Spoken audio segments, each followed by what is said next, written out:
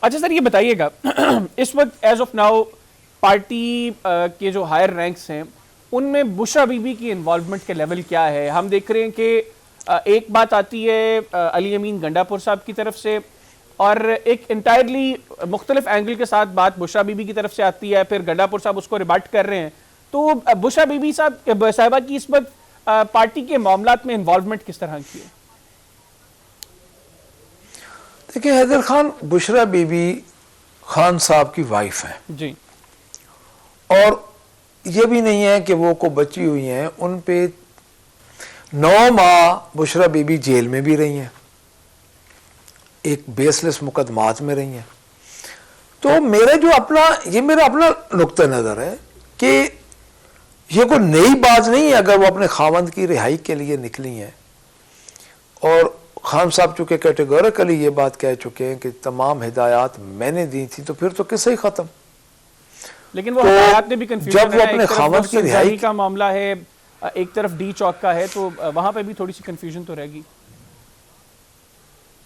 میں وہی عرض کرتا ہوں. جی اچھا اگر وہ نکلی ہیں تو کیا بیگم نصرت بھٹو ذوالفقار علی بھٹو صاحب کے لیے نکلی تھیں؟ بالکل. میاں نواز شریف صاحب کے لیے مرحومہ کلثوم نواز نکلی تھیں. جی کلثوم نواز صاحبہ نکلی تھی. تو میرا نہیں خیال کہ یہ کوئی اتنی بڑی بات ہے، چاہے بشرا بی بی ہو چاہے کوئی بھی ہو. سر اس سے تھوڑا سا آگے چلتے ہیں.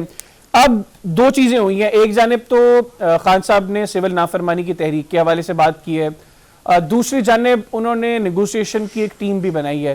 پہلے میرا خیال ہے ہم نیگوسیشن ٹیم کو ڈسکس کرتے ہیں، اس کے مینڈیٹ کو ڈسکس کر لیتے ہیں. نیگوسیشن ٹیم میں ہمیں بیرسٹر گوہر صاحب نظر نہیں آئے. اس کی ریزن کیا؟ یہ جو فائنل کال تھی اس سارے پروسیس میں ہمیں بیرسٹر گوہر صاحب اپیرنٹلی کہیں پہ دکھائی نہیں دیے. کیا یہ وجہ ہے کہ اس کے بعد ان کے اوپر بڑی تنقید ہوئی؟ سیکنڈلی اس کا مینڈیٹ کیا ہوگا؟ آپ نے ایک مرتبہ پھر صرف اسٹیبلشمنٹ سے ہی بات کرنی ہے، گورنمنٹ کے ساتھ دیگر پولیٹیکل پارٹیز کو آپ آن بورڈ کریں گے؟ دیکھیں میں عرض کرتا ہوں آپ کو، عرض یہ ہے کہ پہلی بات تو یہ ہے کہ بیرسٹر گوہر صاحب پارٹی چیئرمین ہیں اور خان صاحب نے ہی مقرر کیے ہیں. تو یہ کوئی اتنی بڑی بات نہیں ہوتی. جو بنتے ہیں ایک ڈیلیگیشن بنتے ہیں یا ایک کمیٹی بنتی ہے یا یہ جو بھی پینل بنتا ہے، اس میں کوئی ضروری نہیں ہوتا وہ چیزوں کو. اب دیکھیں نا، سرزادہ حامد رضا ہمارے کوalition پارٹنر ہیں، وہ اس میں مذاکراتی ٹیم میں ہیں. جی تو یہ کوئی اتنی بڑی بات نہیں ہوتی. اس میں کوئی کوالیفیکیشن یا ڈسکوالیفیکیشن کا آپ معیار نہیں کر سکتے کہ گور صاحب اس لیے نہیں ہے کہ ان کو رکھا نہیں گیا. یہ چیزیں اس لیے بھی ہوتی ہیں کہ وہ چیئرمین ہیں تو دوسرے کام دیکھ لیں گے، یہ کرتے رہیں گے جو مذاکراتی ٹیم ہے ہماری. باقی آپ جو بات مینڈیٹ کی کر رہے ہیں، دیکھیں جی مینڈیٹ ہمارا تو چیئرمین عمران خان نے مینڈیٹ دیے ہوئے ہیں. ہمارا پہلے دن سے مینڈیٹ کلیئر ہے. ہمارا مینڈیٹ ہے کیا؟ ہمارا مینڈیٹ ہے کہ 9 مئی کے لیے جوڈیشل کمیشن بنا دیں. اس کے بعد ہمارا جو مینڈیٹ ہے اس کو بذریعہ عدالت واپس کر دیں. یہ کوئی اوور نائٹ تو نہیں ہونا. اور جتنے بیس لیس مقدمات ہیں ان کو اس شکل میں ختم کیا جائے کہ وہ ان پہ بڑی ایک ٹرانسپیرنٹ اور ایک شفاف ایک جو ہے وہ ہو. کیونکہ دیکھیں آپ خود دیکھ لیں کہ فرد جرم لگنے کے لیے بھی 6 ماہ لگ چکے ہیں. ضمانتوں کے لیے 1.5 سال ہماری جو جی یہ تو آپ کی چلیں ہو گئے نا کہ آپ لوگوں نے ڈسکس کرنا ہے کہ کس طرح آپ کو مینڈیٹ آپ کو واپس ملے. آپ نے کہا جی جو آپ کے پولیٹیکل پرزنرز ہیں ان کی رہائی ہو اور عمران خان صاحب کے حوالے سے چیزوں کو ڈسکس کرنا ہے. لیکن سوال یہ ہے کہ ڈسکس کرنا کس سے ہے؟ ایز آف ناؤ جو گورنمنٹ ہے، سٹنگ گورنمنٹ ہے، آپ ان سے بات کریں گے، آپ پھر اسٹیبلشمنٹ کی طرف جانے کی کوشش کریں گے؟ جی دیکھیں اصولاً تو جمہوری حکومت جو ہوتی ہے نا، جو آپ کا آئین کہتا ہے، جو ہمارے پاس دستور ہے جس میں انہوں نے ایک 26th امینڈمنٹ کر کے انہوں نے اس آئین کی شکل کو چینج کر دیا ہے.